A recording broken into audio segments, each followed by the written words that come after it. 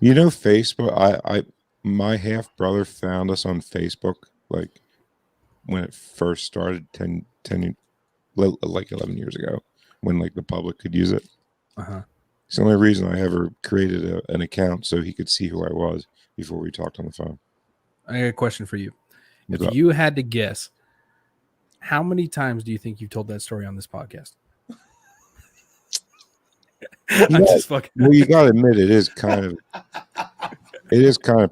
No, it's wild. I'm just fucking with you, dude. I'm totally just fucking with you. Like honestly, 30 times. Yeah, probably easily. Bare minimum. Maybe 40. I think I even mentioned it on the sex podcasts on the podcast. No, I mean crazy shit too. I mean, my mom found a sister that she never knew she had like 2 years ago, living in Montana. No shit. Mom had a kid before she had her. Never told anyone. She was taken to like some like remote place in Montana to have the kid. Nobody ever talked about it. They never told anybody. It's fucking wild. Did she like just leave her in a field out there? No, she was given up for adoption. So she grew up not knowing anybody. That wasn't a serious question, but no, you're fine. That's funny though. I hatched out of an egg. Yeah. You still look like you're in one. I think he just called you an egg. Oh, Jesus Christ. I have no idea what that meant. It was a joke, but it didn't mean a thing. Like, how does somebody actually look like they're still in an egg? I mean, unless you're in a mummers parade, I guess. I mean, you're taking a vacation from normalcy. The setting Phoenix goes the bed is recording when he tells nobody once again, or that live thing up top. Card may not open the exercise room because someone smeared mystery on the lock, but it will open the scary door.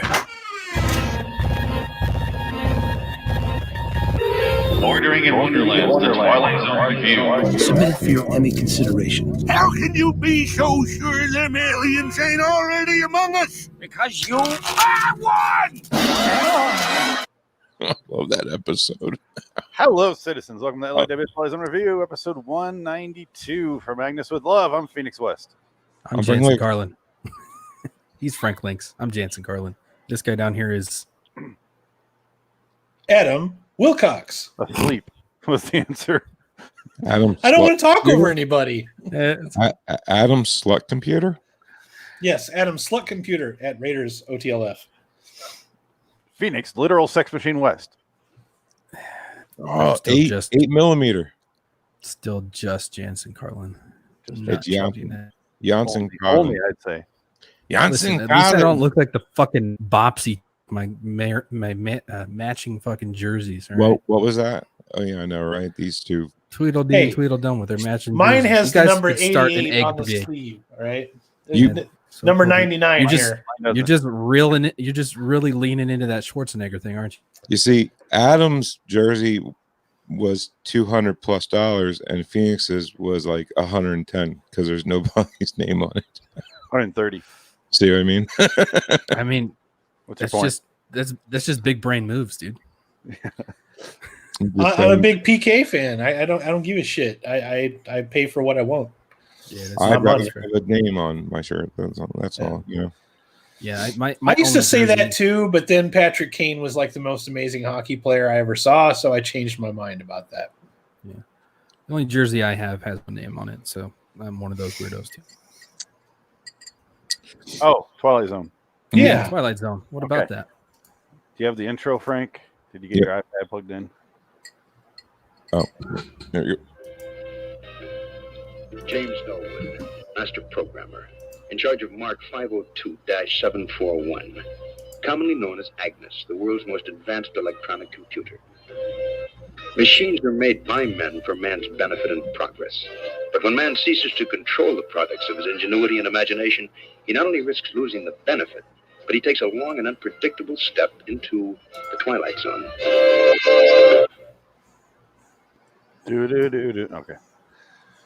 Okay. I have the outro next, so don't ask me for any clips from this. Never do. So, it's episode 192 of the show. Adam broke something to us earlier. He broke our vow of pre-show silence about the episodes. What? To go last. Yeah, but to be fair, you always kind of fish around. Like you have this chat, and you're like, "So about that episode tonight," and I'm like, "Fuck it, I'll just let it all out." Yeah. I don't remember doing that. You do that every week. you like find weaselly ways to do it too. Like you just kind of like nonchalantly insert it into a statement or a comment, and like, "So that episode tonight," or "Ha computers," you know. I'm like, "Yeah, about that." He knows what he's doing. Yeah. He's going fishing. He's like, zing. Yep, Jansen and I fall for it every time. So. Are you eating a dog treat, Frank? I didn't say Yeah. a goddamn word about this. Might as well be. I haven't had dinner yet. I'm sorry. To be fair, I hadn't watched them yet. I watched them. It's a chewy bar, peanut butter and chocolate chip. Yep, it's good stuff. So Jansen, go first.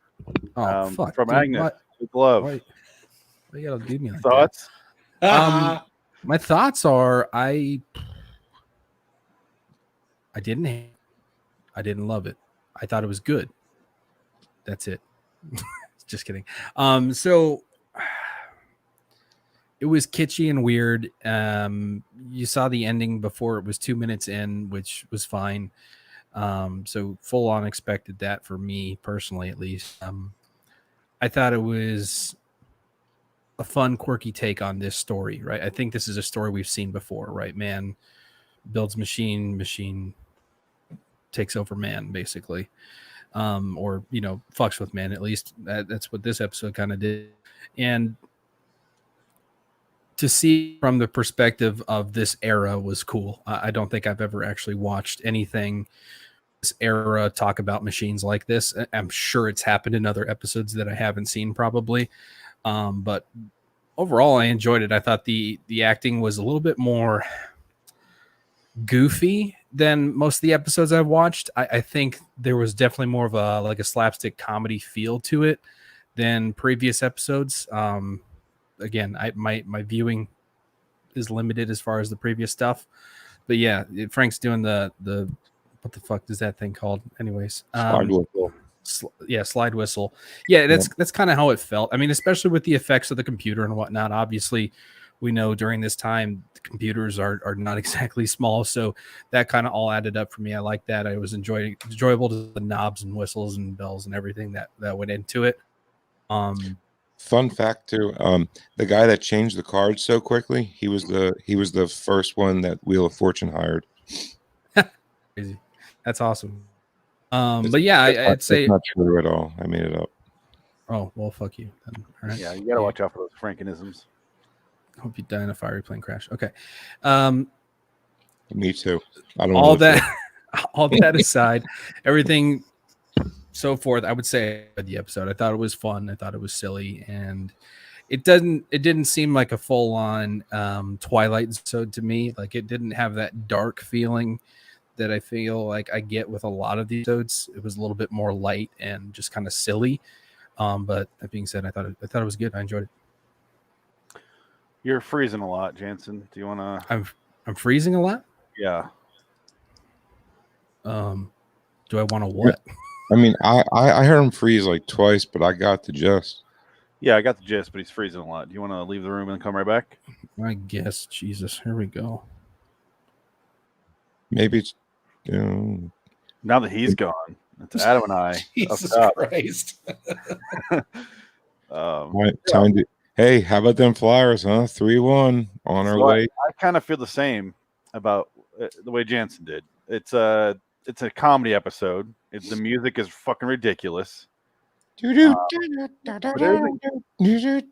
go forward into the comedy the way the other episodes did. I feel like they might have learned how to do the comedy a little bit better, which is don't really try to be a comedy too much. I didn't like the episode a lot. I didn't hate it. I thought it was I gave it a 6. It's okay. I don't know what else to feel about it. It's an episode that exists of the Twilight Zone. I thought I was gonna hate it, but I didn't. But I predicted the ending right away. I will agree with you. It did exist. hard to argue against. It's just season 5 being season 5, right? Pretty much. Pretty much, yeah. It existed. We watched it, and then we're gonna move on after this, and I probably won't think about this episode again. The biggest problem I had was in the beginning. I actually have. That's the only other clip I have. Actually, it's pretty quick. This is the biggest problem I have with this episode. So you lied to us? Yeah. The first prime number larger than the 17th root of 9,355,126,606. 3 or 5. That's right. Congratulations, Elwood. You did it. You did it. It's 7. You really think you did it, don't you? It's 7, not 5. The computer got it wrong. Biggest problem of the whole episode. It's a Yo, real what up? problem. It's a computer. How does it get a math equation wrong? It was 7. The prime root of 7 trillion, whatever else, is 7. Okay, I know I just can't, but I'm already gonna leave because I don't even want to listen to this. Probably. You really think I could pick that up? And he's out. I removed him. So Das Boot. I knew exactly what you were going into, and I only heard like 5 words. I was like, motherfucker did the math. All right, I'll play it again. The first prime number larger than the 17th root of 9,355,126,606. That's right. Congratulations, Elwood. You did it. You did it. It's 7. You really think you did it, don't you? It said 5. It's really 7. So what was the number that I can't repeat equation? that. No, I'm sorry. I don't have to repeat the equation, but what is the answer to the number he gets? Like, Oh, you he know, gets 5. I know he comes up with 5, but what is More than the the computer does. or the computer comes up with 5, but what's the answer to the equation? 7. Because it's asking for the next, right? No, it's just asking for the prime number. The square root, the square root of the prime number of 7 trillion somehow, whatever. I didn't come up with that trivia. That's on Wikipedia or something. Is it? Well, you can't trust Wikipedia, dude. Come on, this is Twilight Zone. Or IMDb. Well, somebody plugged it into a computer, like a calculator, you know, Just fucking with you. like computers we believe have you, now. Frank. Comes I out believe you, 7. Frank. I thought that was interesting. Like they can't even get a fucking math equation. Listen, maybe they didn't understand prime numbers well enough to actually get the right answer. Then you never know. I've noticed that the science of the show has fallen off terribly. Yeah, think- they stopped. you They think stopped giving a fuck. the Probably writing of season the 2. show has fallen off terribly. Everything's fallen off terribly. This season fucking sucked. The mass is So- the least of their problems at this point. I know. I heard Frank has issues with the math, but what were your actual thoughts about the episode in its entirety? Oh, is his name Jerry Lewis? Hi, lady. Is that him? Sure, but Jerry Lewis, I yeah. have no idea what. Jerry Lewis, right? Dr. Doolittle, Jerry Lewis, right? Yeah. It felt like Jerry Lewis. It felt like Jerry Lewis's like 4th brother, like youngest. I think Wally Cox is an offspring. It's just I mean he got all the talent. The rest of them, sucked up everything else that was left in that womb, and then brother number 4 came out, like and that's who we got to see on this episode was Jerry Lewis's 4th off brother. Yeah, I knew you're gonna you caught say. yourself there. Thank you. Yeah. This is a family-friendly podcast. Frank. No. It's been a few year long quest of mine to rid myself of that word in a negative. Good call. Good That's call. fair. Now you got to work on the F word. You could just say So- stupid. What, faggot? Yeah. Yeah, that one's a lot harder than retarded. He's smoking one right now. So, Sure. he reminds me more of Milton from Office Space than he does Jerry Lewis. I mean, I could see that. Set your building on fire. Yeah. Yeah, I can see that. If you see my stapler, Milton got his inspiration this episode. You can tell. Yeah. I would say Milton's it's like a smash up of Milton and Hey Lady guy, and you get this dork. This is proof that the 60s had their own stereotypes too. Basically, anybody with a pair of glasses is a fucking dork and therefore looked upon as a loser in life. Can't get laid. And any computer with a female's name must be insidiously bad in some way, shape, or form. Yeah.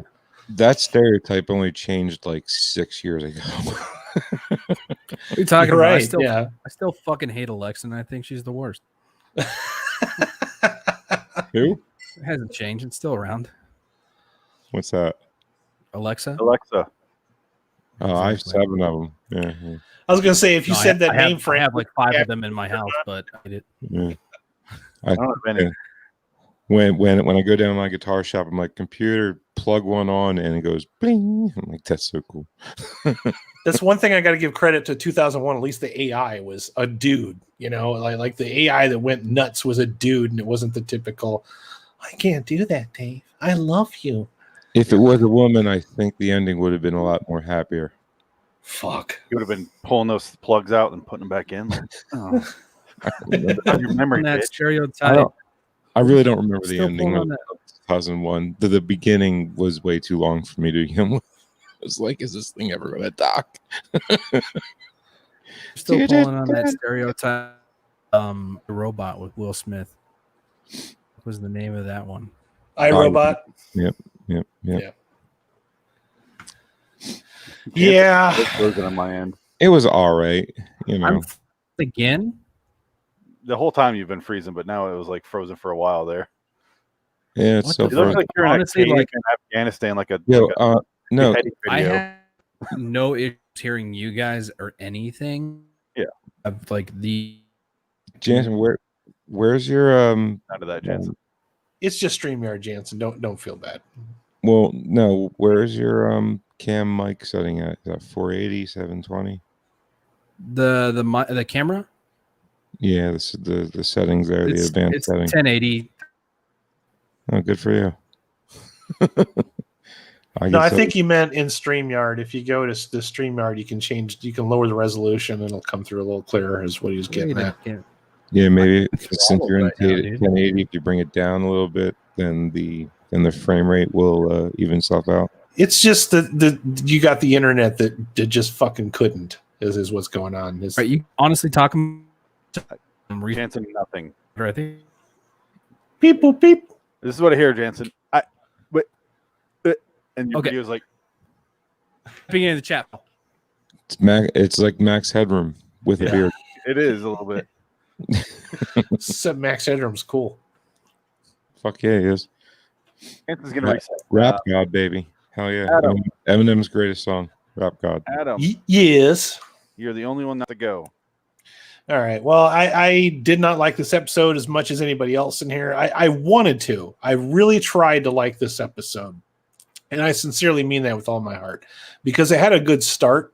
I'm like, they're going to go somewhere with this. Okay. And I hate it when I do this on Twilight Zone episodes, but I try to think, what would make me happy in the direction that they would go with this? Like, I'm always trying to like, okay, show, where are you going to go with this? And like Jansen said, you predict this like 10 minutes in. You don't want it to go there. All right. Where I wanted it to go, I guess we should probably set up the premise first. I mean, it's a guy is sent to replace another guy that can't operate a supercomputer named Agnes. Okay. Mightiest man in the world.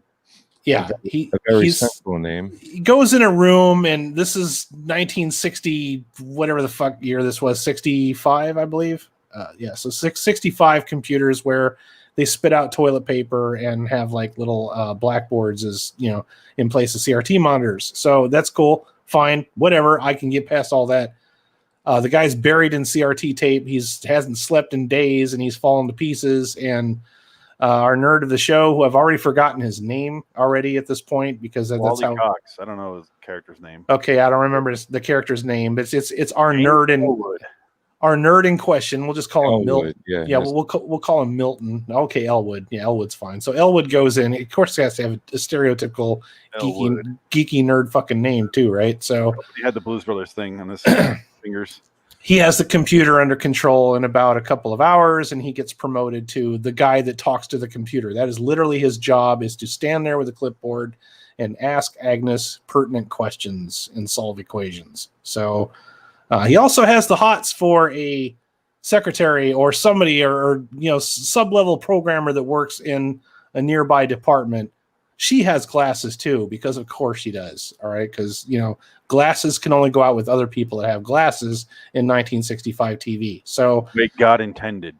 he wants to push up on that girl, and the computer starts to get jealous. But before the computer starts to get jealous, the computer is giving Elwood clues as to how to date this lady. All right, like, offer her flowers, take her out for champagne and all this kind of stuff. And then eventually Agnes starts feeding him bad intel, which pretty much destroys the relationship completely. And then Agnes finally professes her undying love for Elwood. Now, during the whole course of this, while he's bringing her flowers, everything backfires because the computer is deliberately fucking with him. Like, offer her roses. Well, it just so happens that the girl that he likes is allergic to roses.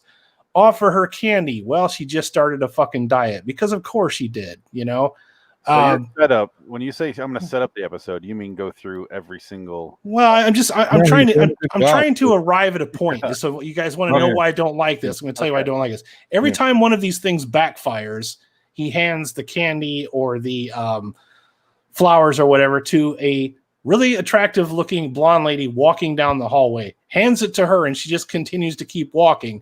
And of course, she got that bullshit whimsical slapstick music playing in the background, like, oh, this is so wacky. I mean, I thought this was going to go is I thought eventually those two were going to hook up. Yeah. Like the lady that was passing him in the hallway, he had a grand opportunity to go for somebody way better than bullshit ass Agnes or Millie. Square ass Millie from the other fucking hallway. And short none of hair. that ever pays off. That was just short hair. That was just in there for a sight gag. That was it. So basically what happens is Elwood fucking loses his shit and goes crazy as well because Agnes is an evil bitch that's out to destroy men. Fuck this episode. She's a femme fatale, right? A femme fatale, he says. My note is Millie's a smoking hottie. Elwood is a panty trapper. And it never paid off. It never pays off. There's no payoff. There's no message other than geek stereotypes. Women suck. Men are stupid or easily submissive. It just fuck this episode. Yeah, it's a 5. You look for messages a lot deeper. No, not necessarily, because it, like I said, it looked like it was trying to say something at the beginning, but my problem with the episode is it plays up the slapstick and the comedy so much that it becomes annoying for me. It's just yet another fucking example of how Rod Serling can't do comedy, period. Yeah, I agree with that. This is one of those episodes that you guys warned me about from this season, and unfortunately, I endured it. So it's I say 5 because it didn't make me angry. I just found it extremely forgettable. Like Phoenix, do you agree with me? Like out of 100, we're up to 144 episodes now, or something like that. Yeah, 145. Something. Out of 145, one comedy episode was actually funny, and that's the Mighty Casey. Period. And that's season fucking 1. And you shake your head no, but come on, dude. The ball was hysterical. That episode's so bad. It is so bad, but it actually went so incredibly left field bad that it was funny. That's my point. He wasn't even trying to be funny, I don't think. I like this episode way better than Mighty Casey. You're so out of your goddamn mind, but go ahead. Why did you? Okay, Adam did a great job saying why he didn't like it, and I agree with everything he said. Why? I think, and I was telling you earlier, I was trying to find something to complement this episode, and I think the best thing I could say about it is it had an interesting concept that they could have done anything with, but they wasted it, and it's a way better episode than you might also like. So there you go. There's my compliment. Oh, definitely. Why did you like this episode so much, Phoenix? So much. I gave it 1 star, a bit more than Adam. Oh, you were lying. Okay. He likes it more than I do. What were you guys' ratings? I missed that part. I give it a 5. 6. 5. Give 5 it for a me. 6. Yeah, I'm at a Yeah, 6 for 5. it too. Mm-hmm. Yeah, no. How am I sounding, by the way? Am I cutting out again, or what's happening? No, you look, no pixelation, and you look good. You sound good. Okay, I mean, fine. great. As Yeah, always, I don't know. great beard. Before I got off and reset the router, it was like 30 download and 5 upload. Now it's like 600 and then 40. I don't know what the fuck is going on. Everybody's internet's getting throttled tonight, buddy. I was having issues earlier. I wouldn't worry about it. Frank, what's your Anyways, score? back to the 5. point. 5. Okay. So we're all about the same. The reason I give it Yeah. a 6 because when it started off, I fucking hated it. The first 5 minutes, I was like, "Fuck!" Slide whistle and annoying music, and it's a comedy. My second note is, "Oh shit, comedy episode." And then it kind of, I thought it was gonna be super irritating and really overdone with the music, but it went away right after the opening, for the most part. And then it was just kind of an episode after that, and it was like, it was okay. That's all I can really say about it. It's an episode. It was okay. Another comedy episode. So group him in with the rest of the awful comedy episodes that he's done, and It is an episode, and in this episode, stuff happened. The end. Would you like to hear the outro of this episode? Because Rod actually, I don't even know what he said. To be honest with you, Rod expositioned his ass off in this one and the next one, actually, and he also did a next week for the first time in 2 years. I don't know why. He must have been on We'll crack. hear that in a while. We've barely discussed the episode. Was that okay? What? What do you want to say about it? I don't even know what to talk about. I don't even know what to say. Well, let's talk about what the fuck is wrong with Millie. What is wrong with her? Yeah, she's a terrible She character. just wants some cock, dude, and the hot guy was ready to give it. She That's wants one the thing love. Adam didn't go through because She's a whore. he starts to like woo Millie. He shows up and he asks her on a date, and then he starts to be like, "I'm bad with women." I'm like, dude, you did the hardest part, which is walk up and ask her at a date. Yeah. Control what she says after that. So move on. But instead, he just keeps going after this one girl and says he loves her. I'm like, you don't love her. She's nearby and has warm holes, and that's all. That's about it. She wears glasses, so she must be like you. Yeah. My cousin Jason was just like this, and my dad goes, he's going to marry the first bitch that lets him lay it, that he gets laid by, and he was dead on right about that. Yeah. I mean, Adam, you say the cliches, but think about like Ghostbusters. Ghostbusters has that cliche. Yeah, but those are interesting characters that interesting things happen to them. These characters are boring people that really don't do anything or go anywhere or have any kind of interesting arc. I mean, this guy is not. Lewis Tully goes from being a nobody that lives next door to being a fucking demigod. I mean, it's a little bit different. Yeah, I'm saying the cliche is still there. And then there's Hudson. Kind of, yeah.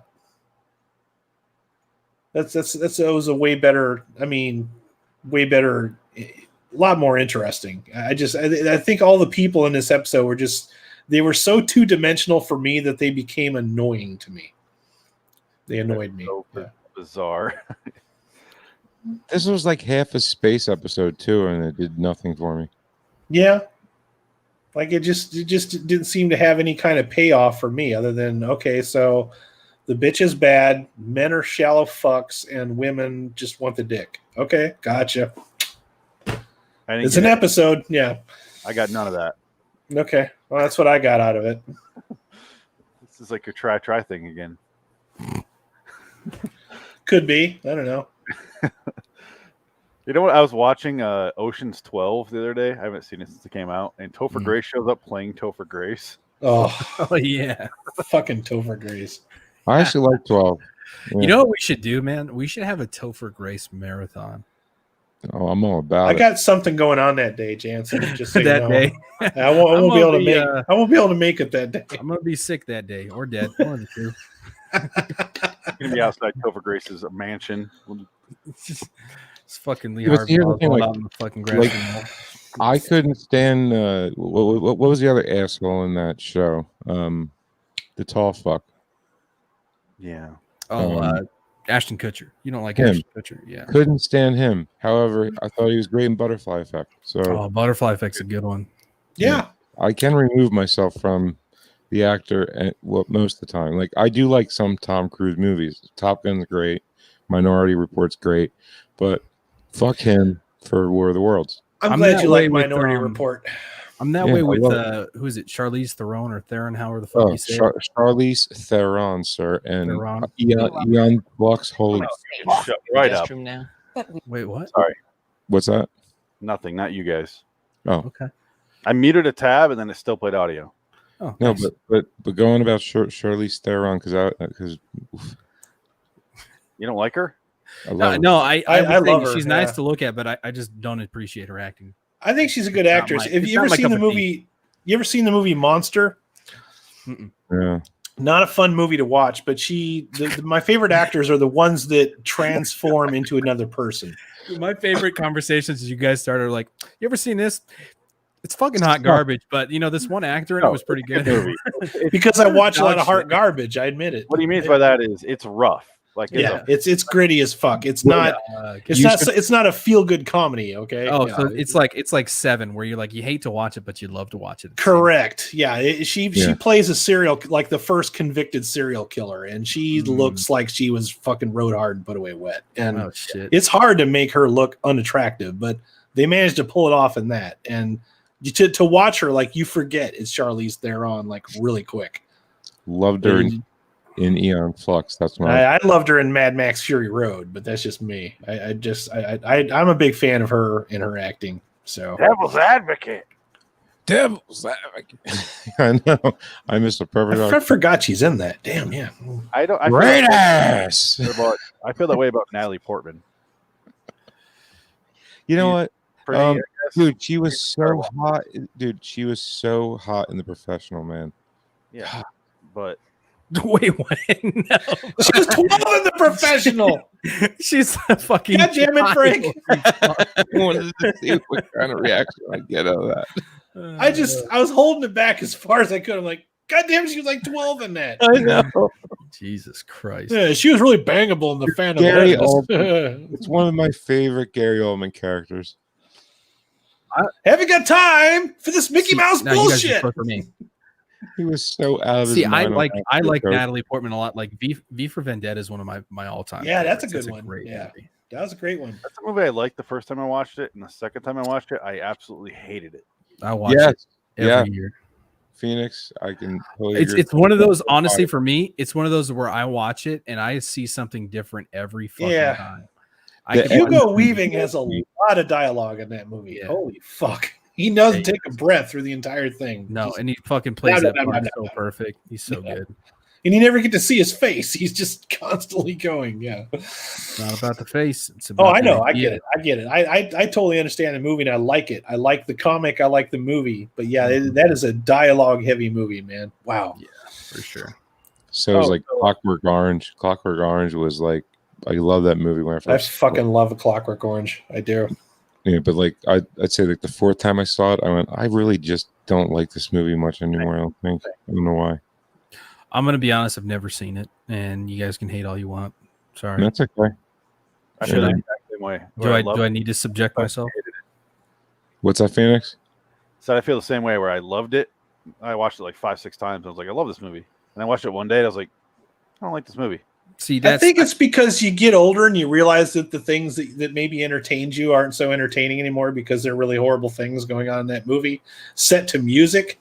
Mm-hmm. You know what I mean? At least that's how the effect it has on me. It's like, yeah, I don't really want to watch somebody getting raped to fucking classical music right now. But yeah, you know, I think I've brought it up before, but that's the way I feel about the original Punisher movie. I loved that movie when I was growing up, but then I watched it back, as I grew up and realized how dog shit the acting is. Even the Dolph Lundgren one or the Tom Jane one, whichever one Travolta's in. The Tom Jane one, yeah, that one. I like that one. You know what? It's good, but the tonally, it's all over the place. I think it's just cool. Like Tom Shane. I'm a big. Tom Shane's great. The rest of the acting in that movie is complete dumb. Whoever's idea it was to put Tom Jane as a villain for a fucking comic book movie should be drug out in the street and shot. That was a terrible idea. He is not a good villain. I like Punisher Warzone. Yeah. Well, that's because it's Nick Cage, isn't it? No. It's really stupid. Huh? Oh no, that's Ghost Rider. I'm sorry. Ghost Rider. Fuck that garbage. Oh, so Agnes tells her, Yeah, fuck off. To show up at first she's like, bring her back to. He's like, I don't want to take her to the planetarium. No, she's been there. Where should I take her? And Agnes is like, take her home, bro. Take her fucking home. Fuck that bitch. You know Take her Take her to apartment. Give her the D. Do it. Tits out. Lay that pipe. Don't be a pussy. So he does it. He spills his hot bubbly champagne all over, and then that doesn't work out. And then that was the first thing. Like, if you went to somebody's house and somebody spilled champagne on you, do you immediately leave? Wouldn't she be happy that she's about to take her clothes off now? I was gonna say that's the part usually in the porno where they start taking their clothes off and the fun stuff starts to happen. Like, I'm all wet. Oh, and then the dwarf comes in. You know, she's like not attractive up until she meets the hot guy, though. That's the problem. Is that every scene she's in, she's fucking ugly up until she's loose and hanging out with the suave dude.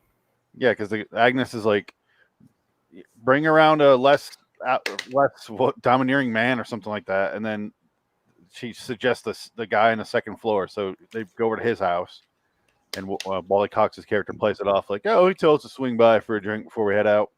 They go over there, and he's like a fucking sex god. Yeah. He's like Jensen Ackles. No, I'm just kidding. He's like Jensen Carlin. He's fucking Brad Pitt, dude. I just don't know how this computer can tell, who's the, sex machine. You're reading too much into it, Frank. I know. You're giving it too much credit. Okay.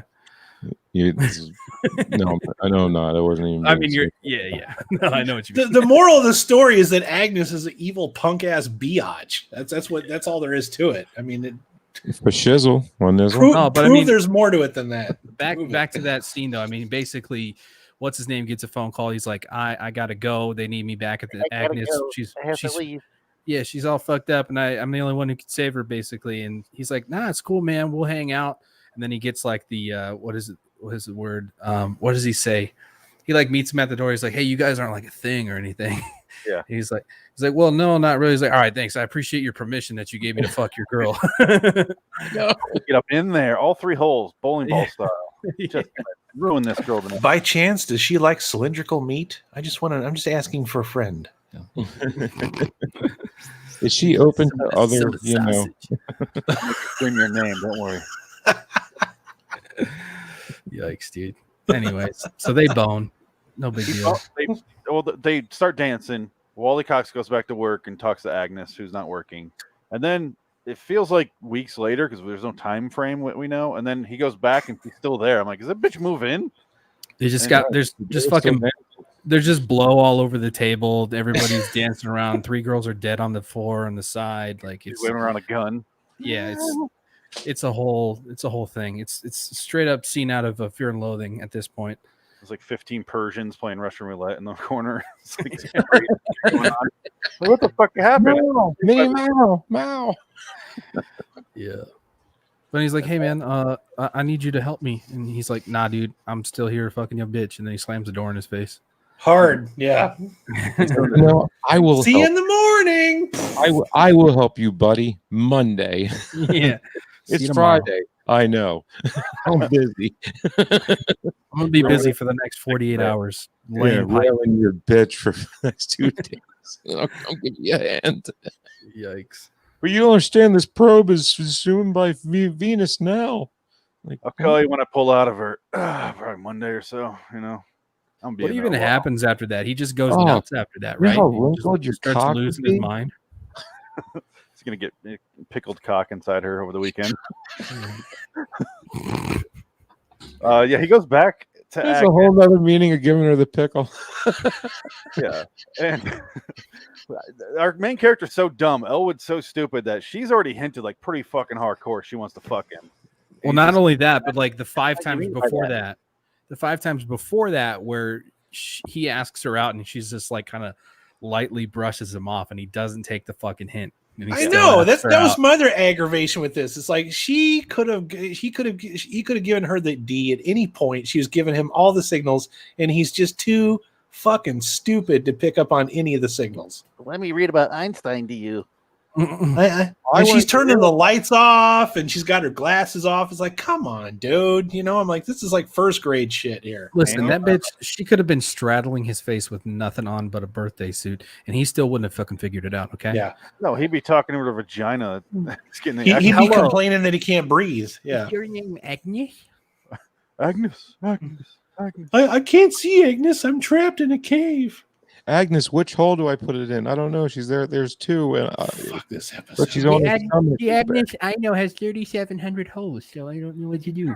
That's the only thing he was missing, Jansen, was that little lisp that they always have nerds on TV. You know. Agnes, I can't get in her ass. Why I do? And he goes, poppers. He looks like a dork off Saved by the Bell or something. Ooh, that's a good call out. Screech is like this big, dude. My man's packing some heat. You call him Dustin Diamond. They call him Screech. I call him Dustin Big Dick Diamond. That's Screech has nothing to do with him as a person. It's what he makes the ladies do. Okay. Yeah, just come from 3 miles away. He makes them screech. There you go, Frank. Wow. I connected those dots for him. It's no big deal. Yeah. Thank you. Stay there. Because I'm too goddamn thick, apparently. I'm here for you, bud. Yeah. That's why they always said that my head's filled with concrete. Few times. But after that, he basically he just loses his mind, right? Yeah. He finally says, I love you. It's me. Oh, yeah. I love you. He's like, wait, you're a computer. I can't love you. Yeah. And then you're a bunch of tubes and transistors and shit for you're the not a next sentient 5 years. being. I can't believe we're still having this conversation in 2020 about sentient beings, by the way. And then he walks over to it and starts pulling the tape. And if you haven't guessed the fucking ending at this point, it's like a tape's The on beginning. And then the boss comes in with the sex god who 4 days later finally exited Millie. And then they go in. He's like, "You have his job now. So you got his girl and his job. Have fun with that." They go in there. Wally's covered in, or Elwood's covered in tape. Printer Take tape. a vacation, but before that, empty your goddamn office. Yeah, the biggest douche canoe in the episode wins everything. And also, I think you're giving him a lot of, or not enough, gratification to say that he exited. I mean, at this point, Millie's probably like basically a hot dog going down a greased hallway. Like, it's not. There's nothing left. She's just wide open at this point. She's split from. She's walking like Clint Eastwood back to her desk. This is his chance. He can get in and out of there without her noticing. Yeah. She spent a weekend with that guy. Maybe he can fucking throw a rave in there and she wouldn't have an idea. Oh, she's having all his babies. Yeah. Yeah. Well, they just walk out at this point. They don't. Our next podcast will be hosted inside of her. and we're in 4 different states. Yeah. Or 3 different states. 3 different time zones, for fuck's sake. Hello. Jesus. Live from the Grease Bowl. It's LIW. That's actually hello. The show, the echo effect was from her. But moral of the story is don't fucking trust a robot computer, and it'll fuck up your whole sex life. Meanwhile, all of our devices and gadgets are hooked up to one of them, or 2 of them, or 3, and yeah. I mean, doesn't the second ever electric utility, electric appliance was a vibrator? Oh my god! Doesn't what's his name at the end even say like, "Hey, it's probably a good idea to know more about women than you do about computers," basically, right? Did someone say that? Yeah, Rod Serling in a roundabout way, I think, kind of says that. Yeah, at the end, he's like, "You should know about women before you get too involved with computers because they kind of one and the same." The way I was thinking about the guy that the big dick, whatever his name is, that came in and swooped up Millie, and probably he's never going to call her again. He's like that guy in that Ethan Embry episode of the 2019 show that we just did, where he takes over the guy, he takes over the cop, and then he becomes an actor, gets everything he wanted, gets his old girlfriend back. This is this guy. You mean your favorite episode that you can't remember the name of? Yeah, The Who of You. The Who of You. Thank you. Yep. Those episodes are just going to fade into. Yeah, probably. Even though they're like 200 times better than this dog shit. Thank you. Yeah. Really? Outro, I guess? Yes? No? You calm the fuck down. Calm the fuck down. You are so horny for your fucking little clip. He must have I- something good at the end of this. No, I totally ran out of things to say about this episode, man. I'm sorry. We're not even close. No. It's going to be the voiceovers during the clip, though. That's what he's waiting to show. That's what I'm saying.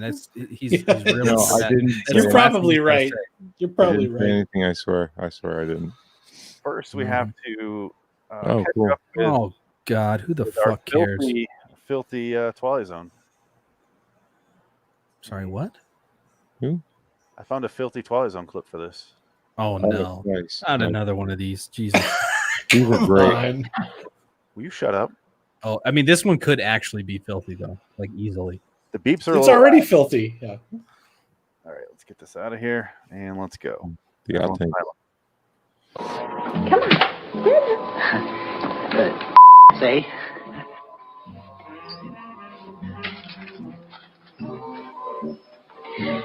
Listen to that music. I used to play in high school. Really?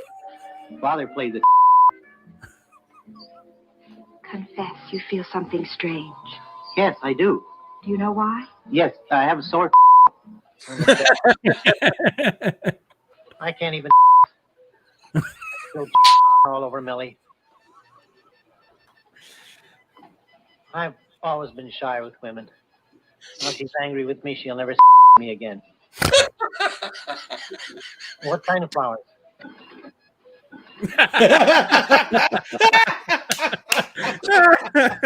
All right. Nice. You know what? Buddy. That is some of the crappiest, funniest shit that you've done in a while. I'm not gonna lie. Can I make one request though? Can you fucking crank down those beeps just a fucking hair? I so I did, don't... and now I'm hearing it with the headphones for the first time. Oh, okay. I was like, warned Jesus everybody. Christ, I I'm gonna don't go know if you heard deaf. me. I warned you. I was like, "This gonna be loud" because I Oh shit. went back and rewatched it, and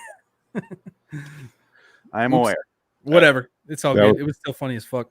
Yeah, that was some of your best work, man. So really, bravo. I spent way too long putting a dildo on a Photoshop. Dude, I can't imagine how long that took. I'm glad you did something with the visual because the whole time I'm thinking, is the computer ever going to do like one of those, Yeah. just send him the fucking message? It's like, do you get that I want to have sex with you, you dumb, puny human? World's first GIF was done by fucking Agnes, the computer. Yeah. It's just It's- fucking this. It's just, it was God. You mean the words first, Jeff? No, I mean the world's first GIF. World's Yeah, first GIF. GIF. GIF. I know. I'll fight everybody in here right now. I swear to God. I'll fuck you It's a in real life. GIF. It's It's not a GIF. It's not peanut butter. Kind of Yeah. I feel like this episode, maybe I related to it. That's why I liked it a little more than you. Adam. How? You fucked the computer? Because Jansen built Oh, Tom yeah. over here, Yeah, yeah. and A lot of porn, huh? I'm in love with it. I want to fuck it. I think you should call it Agnes first. Yeah. Yeah, I'm going to request that you keep your bodily fluids out of it because we've already had one problem and I can't deal with any more. Is it liquid cooled, Jansen? The CPU is liquid cooled, yeah. Okay, so if as long as he keeps it in there, maybe it won't. No, don't add anything into that. It's a closed loop. He can't touch it. It's fine. He Little can't break that computer part. babies running around. Here's a deal. Jesus Christ. You can't tell me not to fuck it, man. That's between me and it. Listen, you do you, buddy. I'm I just if you All right, if all you right. fuck it and then you fuck it, you're gonna fix it. That's all I gotta say. fine. Fine. There's never reason to watch porn on your PC ever again with your phones. So on the Marry Fuck Kill, this one you'll never guess. Got a kill. It's 55.6% of the vote. Yeah, I voted for that one. I misclicked on this one too. It pissed me off. I was like, oh shit. Mary. I can't remember what I put, but I know I misclicked because I saw them and I was watched this one first, and I think I clicked the wrong thing for the first one. I don't know what I did. It was the other one. Muffin said, "Now I want to know who'd win in a fight: Agnes, Siri, Alexa, or Katana." Alexa. Yeah, Cortana. Shut up, Alexa. Shut up. Go home. You know what? No, none of them will win. Okay, Google will win. I straight up, my wife asked Siri a question the other day. Bitch didn't know what to do. I said, okay, Google. And Google was like, yo, Siri's listen, useless. here's what's up. Here's what's up. Siri's useless. I got you. Hey Google, is Alexa a bitch? My apologies. I don't understand. Oh, I think she does. I think. That's all for the Twitter polls. We got a kill. We all did our ratings. Any parting words of wisdom for this episode? 7, not 5. Adam did a Hitler salute. If you No, what? let's fuck this episode. Yeah. Listen, he's got the Schwarzenegger shirt. He's got the 88 shirt. Now he's doing Hal Hitler high fives up here. Like, what's happening? Hey, it's 88 Blackhawks. Damn it, Jansen. Blackhawk game is on, so I'm kind of. Oh, Yeah. You guys are focused. Okay. Fair enough. Very, very distracting. Hey, Frank, roll that outro for us, would you? Thank you. I got it. Advice to all future male scientists. Be sure you understand the opposite sex, especially if you intend being a computer expert. Otherwise, you may find yourself like poor Elwood, defeated by a jealous machine, the most dangerous sort of female, whose victims are banished to the Twilight Zone. Frank, did you get miniature feelings from this episode with his dating life? Remember how he completely fucking botches his date with her? Oh yeah. Yeah. Anyway, that I don't want to think about that again. Yeah. So the stalwart typewriter of Richard Matheson brings us a most intriguing tale of riders, pale horses, and peeks into the future. It stars Diana Hyland, and it concerns itself with some very unlooked for and some unpredictable events. It's called Spur of the Moment, and it's recommended for those of you who'd like to take a look at the next page of the calendar before it's time. On Twilight Zone next, Spur of the Moment. Spoiler alert, it sucks dick. Yep. Plug time. I fixed the plug. Yay. Oh no. Jensen wishes to plug, apparently, reddragonsradio.com.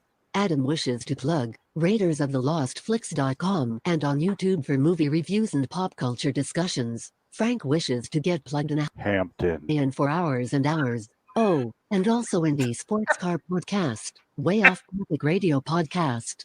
Phoenix wishes to plug LIWstudios.com for all of our videos and podcasts from Loitering in Wonderland. Send us your Twilight Zone thoughts, writing or audio to loiteringinwonderland@gmail.com or tweet us at LIW.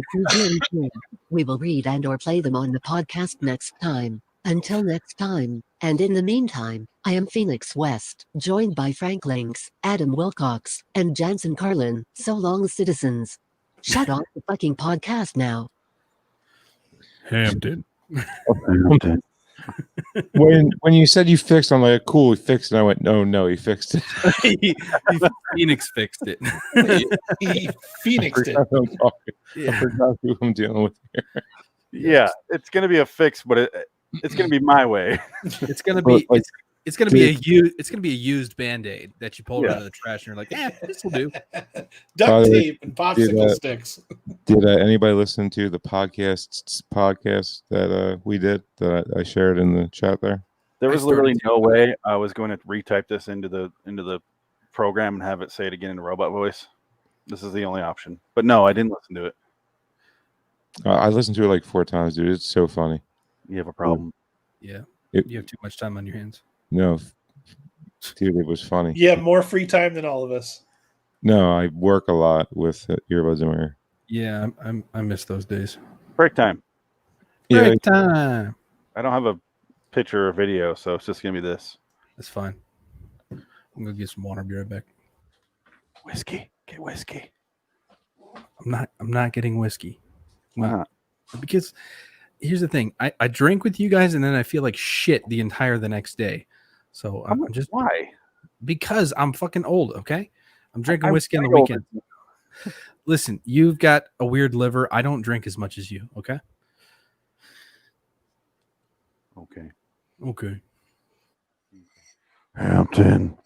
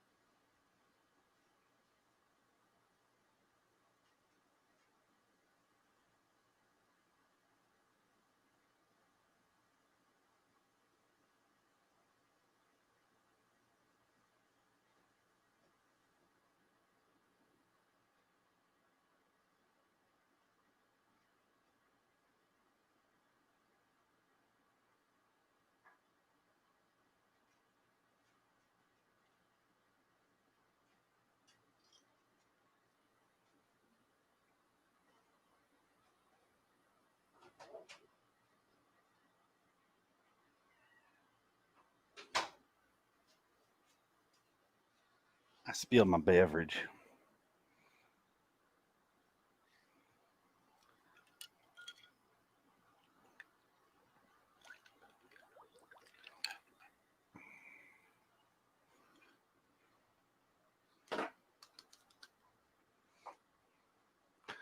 Watching this game on silent. Oh, I can't even turn it on. It's on regular cable. I don't have that in here. I have it on here. Game Center? Is it showing on Game Center? I just went to NBC Sports. You can sign in with your cable. Oh, see, it's not my cable, so can't really do that. I didn't think it was, but apparently it is. Yeah, I've got it DVRing right now. I won't ruin it for you. Thank you. I'll probably watch it tomorrow because by the time we get done with this, it'll be too late to start that fucker up. Why do I have the Alfred Hitchcock theme song in my head? I don't know. Are you a fan of the Alfred Hitchcock series? Alfred Hitchcock Presents? Yeah, I tried to buy it, and it's fucking expensive. Some of them are all right. Yeah.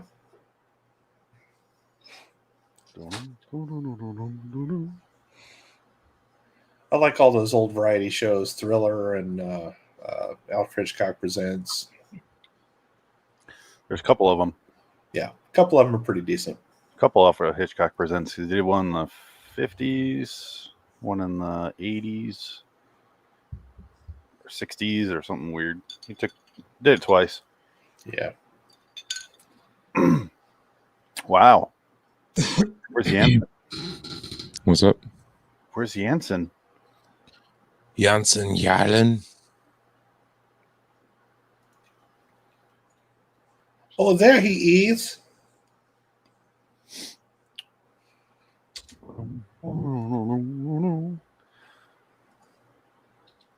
Ready? Yeah, I guess. Let's get this shit over with. Yeah, this could literally be a 10-minute episode if we all agree. Hands up, everybody. Fuck this episode. Fuck this episode, I'm out. Theme song, Frank. Theme song. Yeah, I got you. You're on a scenic route through a state recreation area known as the human mind. You ask a passerby for directions, only to find he has no face or something. Suddenly up ahead, a door in the road. You swerve, narrowly avoiding the scary door. Bordering in Wonderland, the Twilight Zone review. I have combined the DNA of the world's most evil animals to make the most evil creature of them all.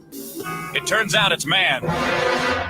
Miss Henderson has no idea whatever as to the motive for this pursuit. Worse, not the vaguest notion regarding the identity of her pursuer.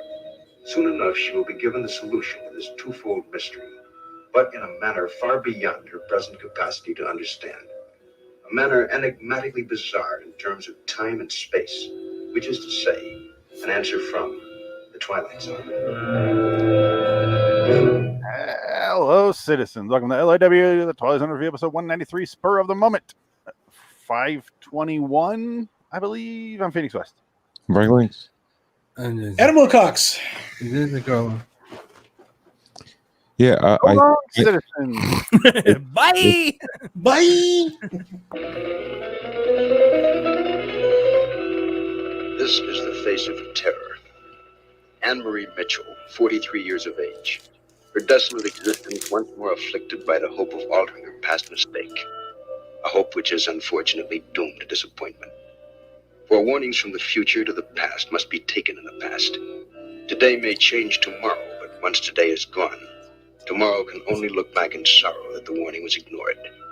Said warning, as of now, stamped not accepted and stored away in the dead file in the recording office of the Twilight Zone. What the fuck does that even mean? I don't know, but the most important part about all this is that Yo.com. Adding wishes to love. Next time the Twilight Zone is And on program YouTube, chapters entirely for pop culture discussion. Frank wishes to get plugged in Hampton. and for hours for the first time in the and also in the Sports Car Podcast, Way Off Topic Radio Podcast. Phoenix wishes to plug LIWstudios.com for all of our videos and podcasts from Loitering in Wonderland. Send us your Twilight Zone thoughts and write or audio to loitering That's in right, folks. at gmail.com or tweet us at LIW the TZ Review. We will read and or play them on the podcast next time. Until next time, and in the meantime, I am Phoenix West, joined by Frank Links, Adam Wilcox, and Jansen Carlin. So long, citizens. Shut off the fucking podcast now. And now, Mr. Surly. Next time on The Twilight Zone, a departure from the norm. A program shot in its entirety in France. A film so special and so unique that for the first time in the 5 years we've been presenting The Twilight Zone, we're offering a film shot by others. Adapted and directed by Robert Enrico, winner of the Cannes Film Festival 1962, as well as other major international awards. Ambrose Bierce's An Occurrence at Owl Creek Bridge. Can't wait for that one. All right, Man, so we're really committing to this bit, huh? What bit? This isn't a bit. So, I'm going to put that out as a podcast. And then That'll be so fucking fun. include this with the rest on the different one. Yeah. I think I might be alone here. So, Oh no. You like this one? Adam, go first. Phoenix. No. Fuck that. We all hated it. You tell us what you thought was good about it right now. I'm going to go with Jansen on that one. We all hated it. No, go ahead, you Phoenix. always Since you want to be the fucking red herring here, go this right is your the fuck time to ahead. shine, bud. Run the show. He's got to take Do a sip of tell, alcohol sir. first, Do because tell. He knows his hot take is actually garbage. I don't know why I liked it. I just did. Oh my god. Because I spilled the beans and said that I hated it. So you're like, well, fuck, I gotta like it now. Yeah. You know what I liked about it? You know what? You know what I liked about it? I liked that it ended. Okay. I liked that it was over at some point. That it was only 24 minutes and not any longer. Jesus So Christ. all three of you- I literally picked up my phone, not joking you, before he even started talking. Bro, I fell asleep at the end of this one. I nodded out. I was like, Yeah, like I didn't understand a word he fucking said. It was all garbled bullshit. None of it meant Yeah. anything. it was mumblecore. Yeah, that was probably the finest word salad I have ever experienced in my life. Nastiest word salad, I think. I'm wondering if I liked it because it's so stupid. Kind of like how I liked 8 in a weird way. Yeah, but you can't tell me that you laughed out loud at this one. It wasn't a comedy. I know. Neither was 8. That's true. 8 was a fucking comedy. I will argue with you on that one. 8, Okay. 8 is too bad to be taken seriously by anyone. 8 is a comedy if you're sadistic Yes. as fuck. Okay. 8 is comedically badly written. Oh my god. I'm wondering if I was in a weird mood yesterday. Also, I was severely stressed out yesterday because I was trying to buy a house or rent a house. That'll do it. Road jams every fucking where I went, and it was just so complicated for no reason. I had to deal with these companies that were delaying and dragging their feet. So maybe it was a bit of a reprieve to watch 2 stupid Twilight Zones, and I was a little too optimistic about them. All right, we're gonna pause this. You need to go watch it right now again, and then we'll come back once you're done. Okay? And don't come back unless you hate it. I didn't hate the episode. Okay. Well, What did you like about it? I think I liked it because it was so dumb, honestly. When she's wearing the old lady makeup and drinking and slaps her mom, that shit's That was the best part of the episode for sure. Yeah, I agree. Also, The fucking dumb cape, though. I mean, come on. She's like, I love that she's the fucking Wicked Witch of the West. What the hell's happening right now? Let's set it up real quick because I want to tear apart some things. This is a stupid episode. I'm gonna take a nap. You guys call me when there's time for an opinion. There's silence at first. Our main girl comes out. What's her, Annie or something? Walks out and then gets on a horse slowly and then rides it around. And she looks up on a hill and she sees like a demon version of herself come over the ridge. And she, instead of just being like, so we find out is it's her older self trying to warn her younger self not to fuck the wrong dude. which we all knew from the beginning. She doesn't just say, no. She doesn't just say, hey, stranger. Hey, she just goes, ah! Like a fucking lunatic, expecting her to stop. Jansen just said, "Can you do this?" Yeah. I don't care. Guilty. Did they ever establish why she's dressed up like the fucking like Lone Ranger or whatever? Like, look She's on a horse. Alcoholic. Hmm? Black horse, black cape, black outfit. I think honestly, all it was trying to do was just separate herself, that she is at this point, different character than what we were seeing in the other shots. Because honestly, it's not like she's a looker and you can really tell who she is. She's a 6 at best, so you can't really differentiate her from any of the other characters. So they really had to go hard on the costume. I wouldn't say go hard. They had to go. Yeah, I would. Stupid on the. Okay, they were going for the opposite. Yeah. That's what I'm trying to say. They're trying to just do like black guy in back. Yeah, that's it. Yeah, that's all they're going for. It was stupid, but it worked. She chases her. At least you admit it was stupid. White Annie back. It's like talking about the movie Annie, White Annie, Black Annie. White Annie goes back home, and she's oh god.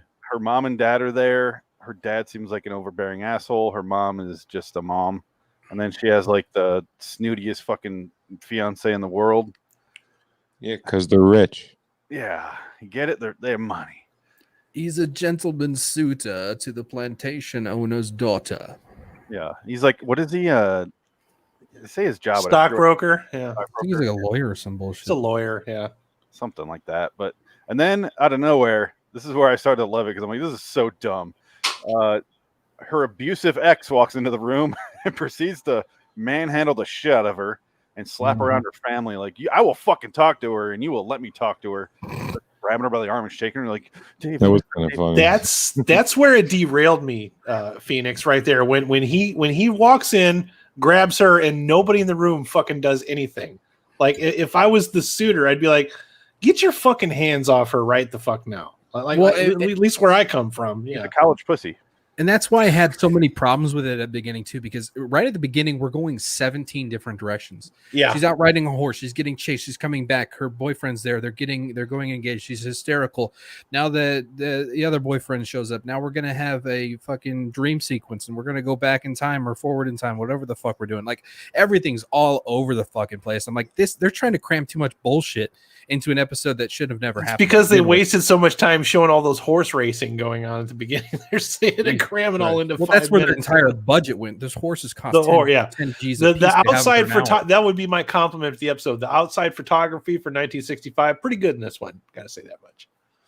Probably stock footage. Or could be. Yeah, it could be. Anytime you see anything that costs money, it's stock footage. Yeah. Kind of like dinosaurs in Odyssey Flight 33. Except this made more sense. Wait, no, it didn't. Odyssey Flight 33 did. 33.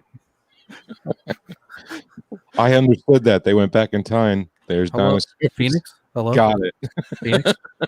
Hello? Okay. Did So we watch the same episode? I don't think so. So 43-year-old Annie, we cut to her. She basically she doesn't say anything to the ex-boyfriend. She just kind of goes, runs up the stairs like, yeah. And then the other guy's like, oh, bye. After the dad brandishes a gun, is like, if you think I'm afraid to use this, you are sorely mistaken, or something like that. And then I was waiting for him to pull the trigger and light the end of his cigar after he left, just to show that it's not really good. Brains out. Yeah, better yet, give me the gun and I'll blow my own brains out. And then Frank, we cut to the black version of her where she shows up at home and she's never gonna die. We realize it's Annie, and her mom comes down and is like, why do you have to drink so much? And then she slaps her for disparaging her dad, and then she slaps her mom back with like a pimp slap.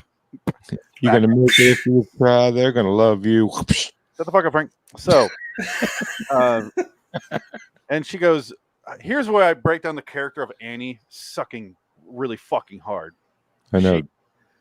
Because they cut back and they show that Annie left the party, the engagement party with the rich guy. She goes outside in the patio, and then she leaves the party with David. So that's who she ends up with. And David walks in. I'm sorry, Phoenix. One thing, but they call it the name of the game. Boy, the David shows up in the 19 whatever's laters, when they're older, and then we realize, oh, she married him. But why the fuck is Annie mad at her dad for forcing her to marry and fucking up her life when she's the one that fucked it up? Yeah. She's the fucking worst. No, they call it the gravy train. Okay, go ahead. No, I finally got the verse. Go ahead. No, I got the verse out. I'm good. Jesus Christ. It's the end of the verse. Oh, go finish. No, I don't remember the rest. No. Anyway. Yeah, I honestly didn't even. I hated this episode, and I didn't even put that piece together, Phoenix, that she's the one who fucked herself. Yeah. So why is she pissed off at anybody else? Now this episode doesn't make any sense. At first, I thought it made a little bit of sense. Now it makes 0 sense, and it's even dumber. It just dropped my score down to why a 2. I liked it. I was going to give it a 3. Now it's a 2. Okay. She's so dumb. She fucked up her own life and blames her dad. And well, that's cliche as hell. yeah, so she complains that I was the one that I saw chasing myself, and I can't even get through to him. And then she does it again, and then she still yells like a lunatic. It was hysterical, the scream that she made. It's so funny, and she's so dumb she can't figure this shit out. It'd be a really easy fix if she just didn't scream her name like a lunatic. Well, not only that, but like, and then draw it out, and she's like, Annie, like, what the fuck? Just like, Annie, hey, yeah, you. That's a full word I said, because we're only 30 feet away from each other, and you should be able to hear me yell your name. Pardon me, ma'am. Do you have a moment? Yeah. I'm not. Well, I don't have a weapon. The other dumb bullshit is that, like, okay, the whole thing is supposed to be that she keeps going back and trying to fix it. Well, okay, then obviously she's learned what the issue is, so why can't she fix it at this point? Why can't she just say, "Hey, Annie"? Because she's dumb. She's fucking stupid. It's a character that is the stupidest fucking person in history. Thank you. Isn't that a song, Hey Annie? Please don't sing it. I don't know it, but I know the song. Annie, are you okay? Are you okay? Are you okay, Annie? Annie, are you okay? You okay? No, she's not. She's fucked. Oh wait, I can play that on the guitar. Okay, she's a complete fucking drunk. So you know what? Let's let Frank play it, because yeah. that might be more entertaining. That might be more entertaining than this episode if he plays that song. Good? Get out of your system. Go ahead and play it. I'm joking. I can't play that shit song. It can't be I mean, hard. I could. No, I could. It's like 3 power chords. I just have to try. I don't feel like it. I hate that guy. Who was that? Was that Alien Ant Farm? Yeah. That did the cover, yeah. They suck. They do suck. I saw them live, and not by choice. They were at a GameStop managers conference playing live. That's how fucking low it's sunk. They were doing GameStop manager conferences live. It's almost as bad as just playing by a fountain for pennies. They're like, we got Alien Ant Farm, and everybody's like, whatever. Everybody went to go get drunk. It's fucking stupid. There was 2 people there. They went either who or fuck them.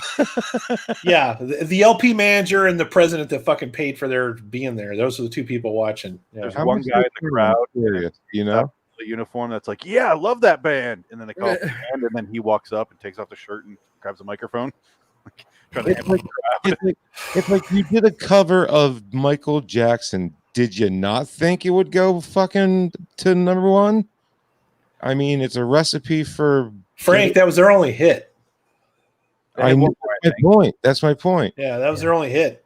Yeah, and that's just goes to prove just how much of the king Michael really is. Ladies and gentlemen, the Wonders. The Oneaters. Yeah. No, it's the Onetters, okay? At least that was a good song. Yeah, true. I can play that. You do. I'm not going to remove you again. Stop doing the bit. And you. No, that's not a bit. I can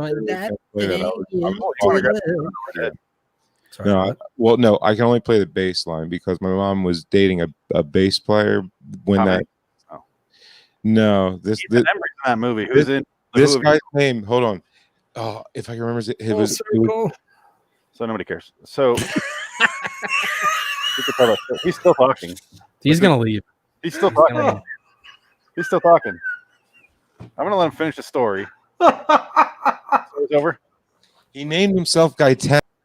Okay. Real name Rick. Gaetano, the bassist for some cover band. He named himself Gaetano. And guess what bass he played? Paul's bass, because he was such a Beatles freak. And he named himself Gaetano. I don't see the connection there. But hey guys, I figured out how to mute Frank. Yeah, that's what my wife does. That doesn't make any sense. Jansen's sexy as fuck. Hi, Jansen. Hey, how you doing? Talk about his beard again. Yeah, what was that? Do you have Oh, an- yeah. Did the baby chicks leave the nest yet? I don't understand what that reference means. My beard Family is Guy. well kept. It's a Family Guy reference, bro. I understand it's Family Guy reference, but my beard is well kept. So is Peter's. He had No, birds. I don't know no. how well kept birds living in your beard is. That's a very well. It flew in. Yeah, I mean, they didn't need to build a nest. The beard is the nest. You know what I mean? Fair. All right. He gives in so easy. Like, you know what? That's a good point. Moving on. I got nothing for that. Phoenix, you know what I saw this episode as? The black version of her is her lesbianism. Yeah. Could be. About that. Mhm. Yep. She's not straight. No, she's gay as hell. Yeah. Yeah. That's what the episode's really about. Dude, What she really wants to do is chase herself down so she can have sex with a younger version of herself. I gave it a 7. See, the real thing about What? She didn't want her parents to find out that she was, all about, the fruit jubilee. She just loved other cookies. Okay, so, and if her parents found out about the cookie loving, then they would take her out of the will. Did Phoenix just say he gave it a 7? Yeah. Oh my god. Well, think about this, Jansen. The last episode from God. Agnes with Love, IMDb. Should you do what again, Phoenix? What? Phoenix literal machine. What should I do it again? Question mark. Nothing. Looking at the story, so chat. So, from Agnes with Love, almost 1,100 people got a 6. I'm like, I don't know either. It doesn't involve you. A 6.5 from Agnes with Love got. This episode, Spur of the Moment, with over 1,100 people, 7.2. What? Fuck bullshit. And I completely agree. You would. I don't know what that means. Disagreed. Well, once again, 10 out of 10 times I disagree with the rating on fucking IMDb. Okay, let me ask you this. All right, so did you think that at the end it's actually that she wound up with the suitor that her dad liked, and her life was miserable as a result of that? Is that what you thought happened? No. She ended up with the other guy, the guy that she ran I away know, but did you think that maybe she wound up with the guy that she obviously doesn't like as much as, bust in the room before they reveal it, you're saying? Yes. Yeah, I mean, I think like what I'm getting at is did you enjoy the twist, or did you see it coming?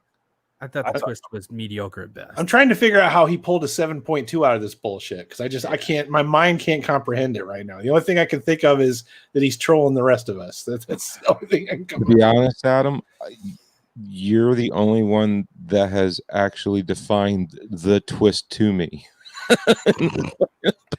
Like, okay, obviously he comes in, he's not the right one because he has absolutely no fucking couth whatsoever. When he breaks in, he's shaking her, almost gets in a fight, almost gets shot, gets forced to leave, and then the guy's looking at the guy with the bow tie, the lawyer guy's looking at her, then she runs upstairs.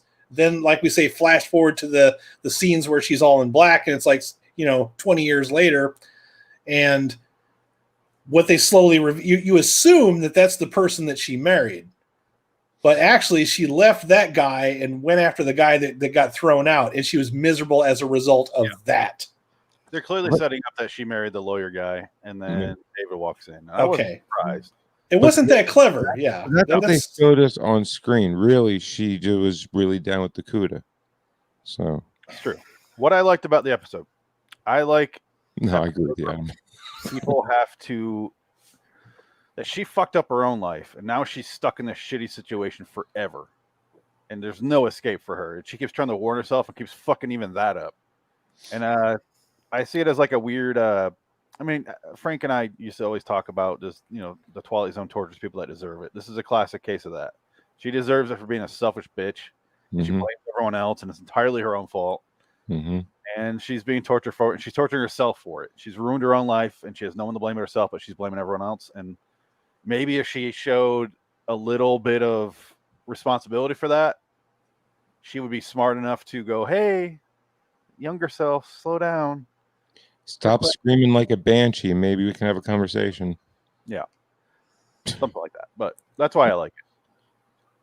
And you would assume that those encounters have taken place at least more than once. So she doesn't seem to learn anything from it. She just keeps showing up like a scary whatever and chasing her down like a banshee out of hell. And I don't think she chased her down more than once.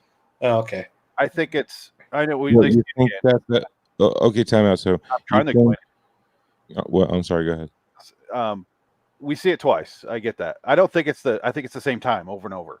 It's like, okay. Because it doesn't make sense. She didn't say, "I saw this girl every single day for," you know what I mean? Right. Like, reliving the same hell over and over, trying to warn her younger self about this, but she keeps fucking it up so bad because she's too dumb and selfish. And I don't know. I like episodes like this. This is kind of up my alley. There is some stupid shit in it. I can't deny that, and I definitely won't begrudge you guys for not liking it. But I like it. I don't love it. But it's a lot more fun if you do begrudge us for not liking it. So, okay, give a shit what you guys think. I do. Why? Why not? You're a bad person, Frank, for hating this episode. Like, fuck that. You're a good person, Phoenix. You're dumb, and you should feel dumb. That hat looks great on you. Thank you. I'm lying. You have too much red on. You look like a strawberry, like that shriveled up, just like your chances of winning anything in this playoff series. We already won one game. Congratulations. So did the Habs on their way out. Again, what I said was I don't give a shit about your opinion. So it doesn't really matter what you say after that. Then I can say whatever I want then. Exactly. All I want to know is is it just me or just Frank's hat looks like it's an upside down cock and balls? Kind of. It's a P. Okay. It looks like a mushroom stamp. Yeah, it's a penis. Okay. Penis. See, fair. It really stands for fair weather fan, just PH, because Jimmy Rollins is very, very clever and extremely 100% right. Is it fair or man that spells with PH? Huh? But yeah, this episode's a 5 out of 10 for me. I instantly forgettable. Definitely not the worst that I've seen, but boring as hell. Went nowhere for me. This is top 10 worst than I've ever seen. I have to be honest. Bewitching Pool and this episode are in the same top 10 category. That is correct. And I will make sure that's not on my list that I will have. I hated this episode as much as I hated Night Call. Wow. This is a good chance. Night Call. There's a good chance for him to get out his Night Call thing. So he told me he wanted to talk about it. So all right. Well, let's. I don't necessarily want to talk about it. I want to hear you talk about. He's not going to talk about it then. Oh, sorry. No, seriously. I want to hear you talk about it. Please talk about anything else. So I don't have. Okay, I'll start this off. I don't have much to say. I just fucking hated it. Okay, I hated the way she said hello into the fucking phone. Hello. Hello. Like, hello. How are you? That was the entire episode? Are you kidding me? Like, I just hated it. I hated the premise. I hated the ending. I hated the beginning. I hated the middle. I just think it was stupid, and I never want to see her stupid face again. Gothic horror is not your jam. Gotcha. Yeah. Beginning, ending, and middle. So you hated the entire thing. Hated the entire thing. Stupid. Right on. Okay, right, so quick thought here. You said you don't trust IMDb ratings, Frank, because it gave us 7.2. Mm-hmm. Let's go to Twitter. Oh boy. Mary fuck kill. Spur of the moment. 521. Kill 33.3. Oh no. 25. What is wrong with you people? Mary 41.7. Oh fuck. I get to say you guys are wrong. Where I get to say it mathematically. Wait, no, hold on. You have to fix one thing because I accidentally selected. Did you watch it? Hold on. I accidentally selected Mary on this one. So what does that change the score to? Still hold on. You said you fucked it up on the last one. No. I fucked up this one. I clicked this one. I was gonna click Mary for the other one. Still winning. Yeah, is it though? Yeah.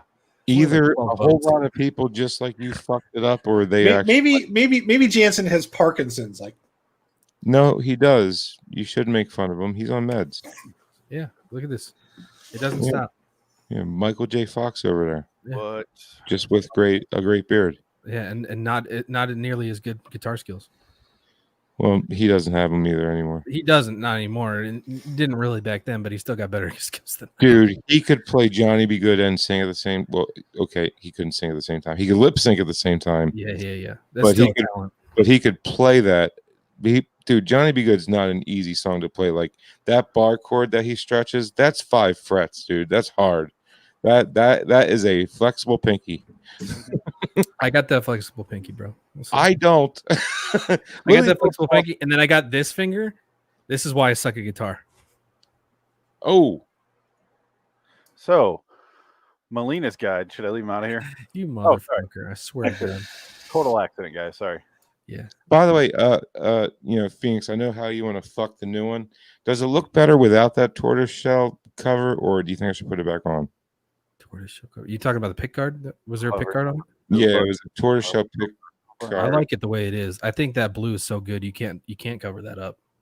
That's what I said, but I mean there are little holes from where the pick guard was, but it don't bother me much. On there. I mean, you could see if you can get like a acrylic clear pick guard, like a cheap one. That you can swap out. They only scratched up anyway. I mean, they do make blanks, and then I can kind of like make a tray. Okay, let's move on. But thanks for your input, fellas. I appreciate it. For you, bud. So, I asked on Twitter what the thoughts were. Malina's guide said Anne needs to drop those zeros and get with the hero herself. Anne should have gone to Wellesley, figured out some things, hooked up with a Cambridge guy, and returned home with a clue about how not to run her father's business into the ground. She should have fucked that lawyer and married that dude. See, that's what I would have done. Katz Benny wrote, Agnes, this is on the last episode, but Agnes is so dated these days, especially when Star Trek does an episode where Riker falls in love with the computer simulation. And Spur, this episode. Didn't they take that off Wikipedia? What? They took that off Wikipedia. That's it. Spur is still one of my favorites. Mark Zickery complained that the episode gave away the ending, but I never figured it out, and she was good. I haven't gone to the Mark Zickery book in a while. I'll look it up while you're doing it. One unintended irony of Spur, Diana Hyland plays the role at age 18 and age 43, and it's totally believable at both ages. And in real life, she would never live to see her 43rd birthday. That's truly tragic. It's true. I think shocking. A truly tragic something from a actress from Twilight Zone. Yeah. This episode has the most alive people I've seen in a while. Her mom in this episode is still alive. No. Both of the guys, the suitors, are still alive. Is the mom hot still? I don't know. Wait, what? The mom was hot? Well, in like a, I'm going to take your inheritance kind of way. Not as hot as Agnes, but yeah. Agnes was sexy, right? Well, I mean, Agnes had those big old knobs. You know what I'm saying, dude? Like, come on, bro. I love those tig old biddies. Yeah.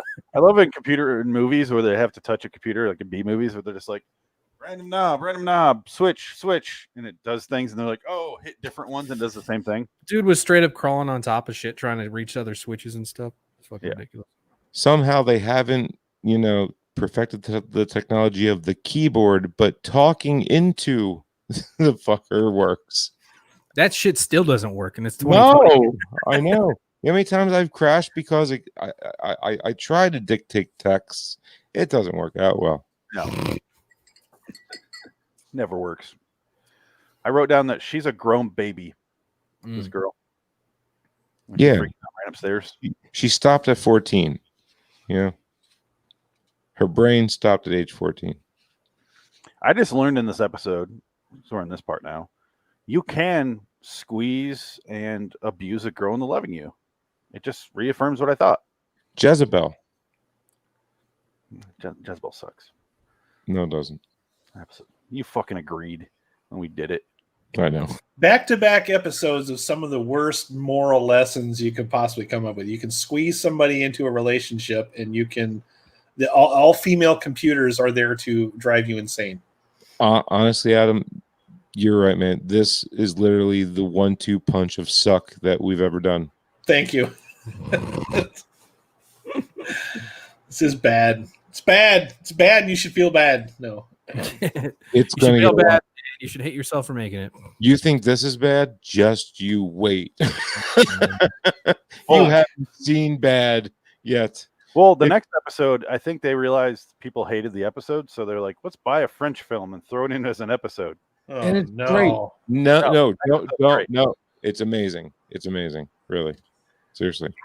And Phoenix agrees. So it's not like just me going gaga for something I like. So let me ask you this: since you guys are way more experts on Twilight Zone than I am, okay? Is this the period of the Twilight Zone where they're like throwing shit against the wall, just anything will stick? No, this was the part where they just gave up and they're just coasting into the end of the season. Okay, gotcha. By this time right now, every single episode has been filmed. Okay. You know what I mean? And Rod was done. I mean, he was already done by this point, but I mean, he was done. He was done by season 4. Really, I wasn't sure how 65 TV worked because, like, nowadays you film a whole season and you just kind of dump it on whatever streaming service. Back then, I didn't know if they filmed one while they were releasing the other one, or if they filmed a bunch of them at a time and released them. I wasn't sure how that worked. Put it this way, I know Bewitching Pool, which is the last one and considered the worst, was not filmed last. Okay, I don't know much. Yeah, even now they don't film them all unless it's a streaming platform. But plus, it depends what scene they're at. If they're going to reuse that scene in another episode, they'll. How many times they're going to reuse that fucking living room set? And yeah. Like I think, or that bullshit sci-fi hallway with no things on the walls. Yeah. Exactly. Like I think season 1 and season 2, they must have used the same set like 30 times. So who knows how many episodes they were able to squeeze out in a few days because they used the same set and they just threw some dirt down here, or broke a window there, or put up a sign here. Yeah, at this point, Buck Houghton left, the producer. He's gone. Rod was gone. And I would just like to say, I don't mean to cut you off, but Buck Houghton goes to show you just how important a great producer really is to a show. Yeah. Because even if I like the episode, I would still not compare it to an earlier season episode. Like season 1 through 3, it doesn't even compete with those. But you got a point there because Star Trek went to shit after Rick Berman left. That's for damn sure. Yeah. Star Trek Next Generation, Voyager, Enterprise, Deep Space Nine, all under Berman's watch. I like Next Generation though. Yeah, I do too. So I love it. But I'd say after he left, it all went to shit. So you got Discovery, Picard, all that. Now it's under Alex Kurtzman, who couldn't write his way out of a paper bag. I mean, Discovery. It was a woman. Come on. It's the name. Easily the worst character from The Walking Dead for sure. And she's worst. Yeah. Totally. Yep. I mean, am I the only one that doesn't like short hair on chicks? I mean, it does. I don't have a problem with short hair. I just have a problem with just lousy actresses, man. No, you know what it is? It's ears. Ears bug me. Wow. Yeah. Why are you prejudiced against ears, Frank? You making fun of shit on my shirt? The fuck? What? Got a thing against ears? I can't see the ears of your engine. There's too many feathers. Oh boy, here we go. Hey, that's the end of our podcast, folks. Have a great night. So long. Let's do the outro for real. Do Rod's outro, and we can make fun of that. Okay.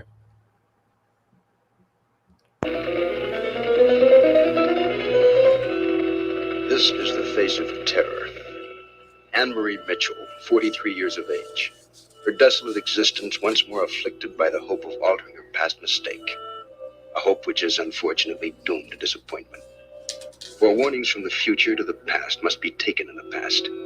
Today may change tomorrow, but once today is gone, tomorrow can only look back in sorrow that the warning was ignored. Said warning, as of now, stamped not accepted, and stored away in the dead file in the recording office of the Twilight Zone.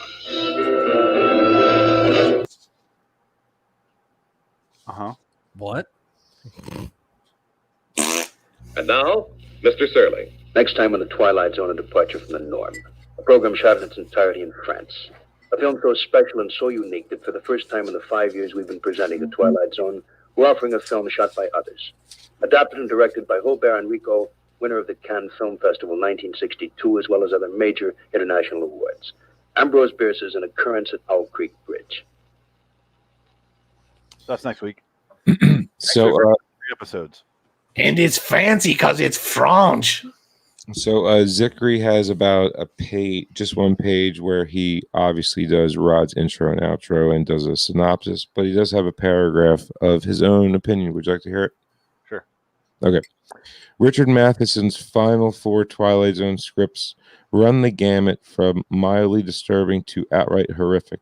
In Spur of the Moment, the romantic situation is a familiar one. Anne's family wants her to marry the proper but dull stockbroker. But she is in love, you see, with the romantic, headstrong, big-dicked young fellow of whom they disapprove of his big dick. We all make the assumption that the older woman is warning her younger self not to allow her family to force her to marry someone who has a smaller penis. But here, Matheson gives the story a delightful twist.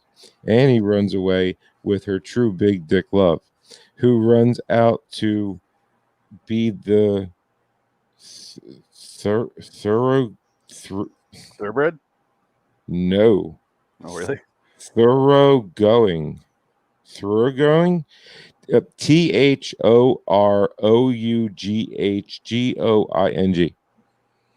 Wow, Mark. I mean, this is only volume 4. Oh, hi, Mark. Oh, hi, Mark. You know, come on, Zach. My favorite writer. What a funny story, Mark. So, I liked it. I like the idea, said Matheson. It's I like did not touch her. I did not. it's like Big Dick Presley, the British playwright who broke all these plays about time travel with his cock. The convolutions of time. This is funny because he doesn't know he got booted yet. When he looks up, I'm going to turn him back on. He can still hear us.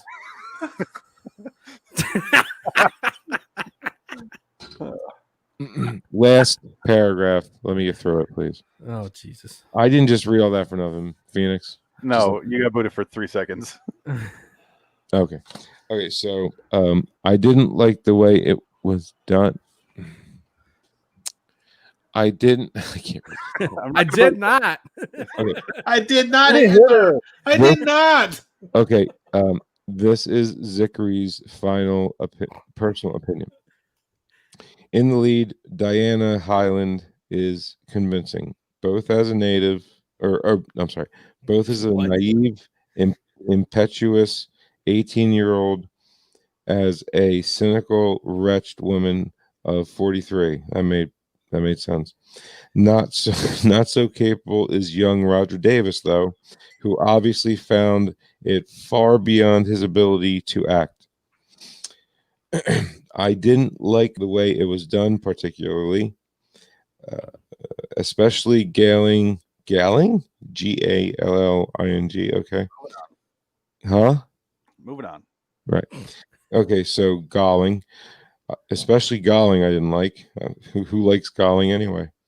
Are certain close-ups in the teaser which clearly show that the girl and her middle-aged pursuer are one and the same? No shit, Mark.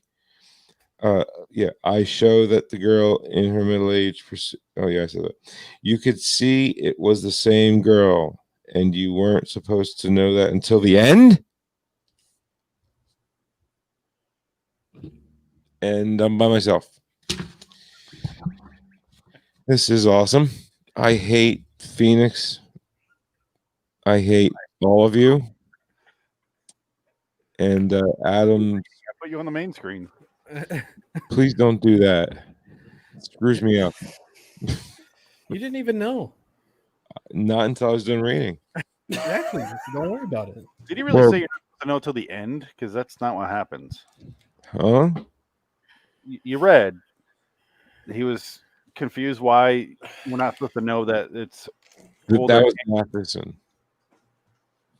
Yeah, that was Matheson's quote that Zickery was quoting.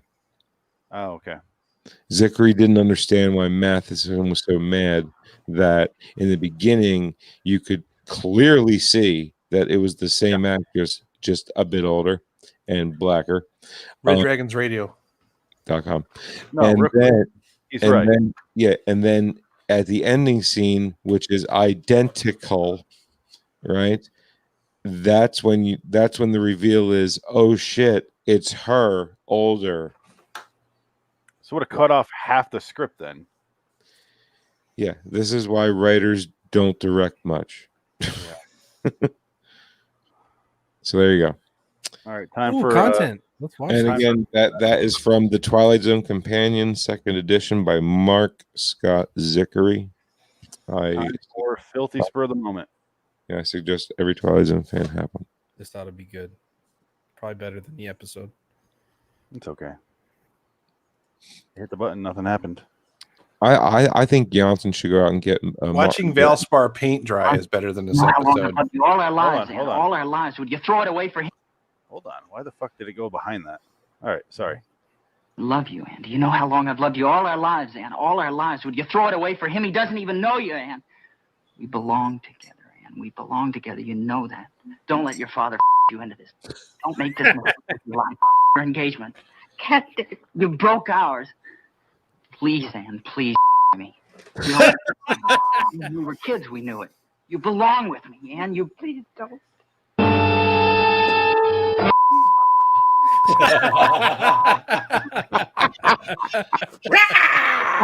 right.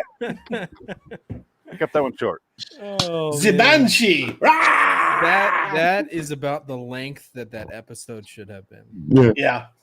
Phoenix, that is a perfect. That's what I mean by sometimes the simplest shit's the funniest shit. Okay, right there. You don't got to be clever. You don't got to go over the top with it to be funny. Sometimes simple, easy, and quick is fucking hysterical. That was great. Good job. So which works. I put that in the beginning, and then I was like, no, it's funnier at the very end. The long version. I did hear you, Jansen. I'm just to acknowledge you.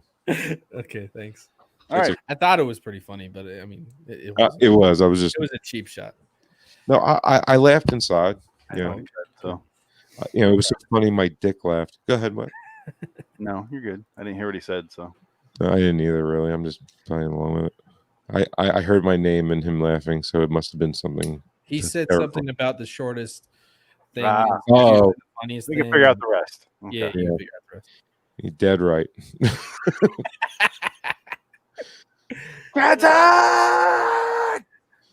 Yeah, I've had to win trophies for my fellatio. You know what I'm saying? Yeah. I didn't make up for You something. want trophies for it? Yeah, I got them up on the wall. The dudes or the trophies? I didn't know they were calling children trophies now. Well, no, it's a trophy of a tongue in a boat.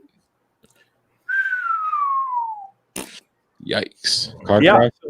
Car crash, please. Adam. So next week, guys, Occurrence at Oak Creek Bridge, Queen of the Nile, What's in the Box? We're doing three.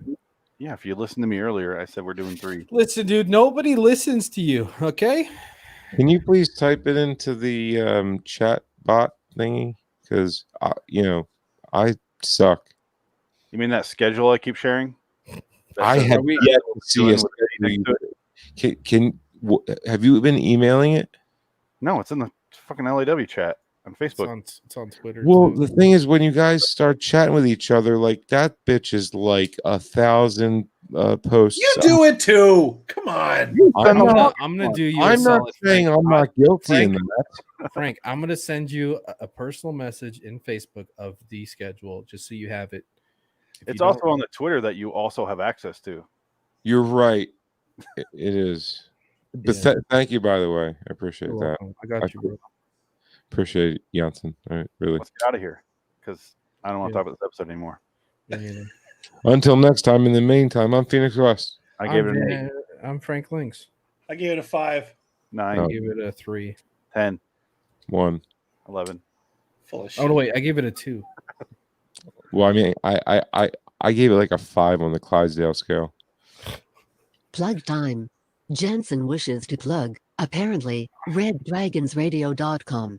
Adam wishes to plug, raidersofTheLostFlix.com and on YouTube for movie reviews and pop culture discussions. Frank wishes to get plugged in Hampton. and for hours and hours. Oh, and also in the Sports Car Podcast, Way Off Topic Radio Podcast.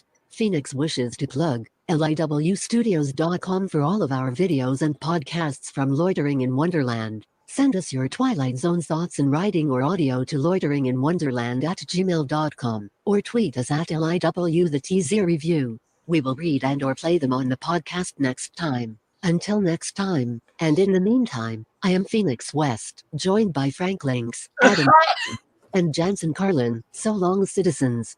Shut off the fucking podcast now.